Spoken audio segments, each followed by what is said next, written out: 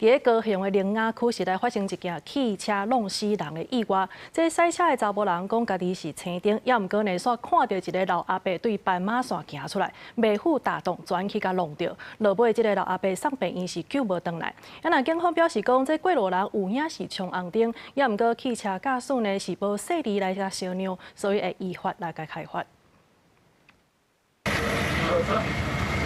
救护人员做完紧急处理了后，遂将受伤的民众先送病院急救。高雄灵雅区的成功一路甲永庆街路口，22番点发生车祸，赛车是41岁姓谭的查甫人。伊讲家己车顶起行来到永庆街路口，看到阿伯人伫斑马线顶悬，已经未负打动。行人闯红灯还是你闯红灯？我绿灯。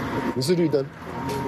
发现的时候已经来不及了。 超速车辆的引擎盖已经变形，玻璃嘛碎鼓鼓。受伤的用路人是今年79岁姓林的查甫人，送病院急救也是救无回来。警方表示，初步了解事故原因是因为用路人冲红灯行斑马线，汽车驾驶来到路口有斑马线的所在，无放慢速度，停让用路人所造成的。详细跳事原因，佫需要等待进一步的鉴定。警方强调，无论是用路人也是赛车骑车的民众，经过路口拢要遵守规矩，安尼才会当确保安全。汽机车驾驶人行经路口的时候， 务必要慢看停，特别是经过行人穿越道时，要特别注意。较浅色的、较白色的，就较有人较有看到啊。啊，你穿黑色的人就较无看到啊吧。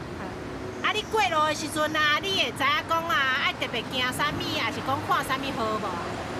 看红灯、青灯。 针对这个案件，警方表示，双方拢无食酒，随帮用路人冲红灯，不过驾驶无让用路人致使跳树弄死人，对咱依法上悬罚36000块以外，卖吊销驾照，同时按照刑法过失致死罪，移送高雄地检署侦办。记者柯家族邱朝阳高雄场报道。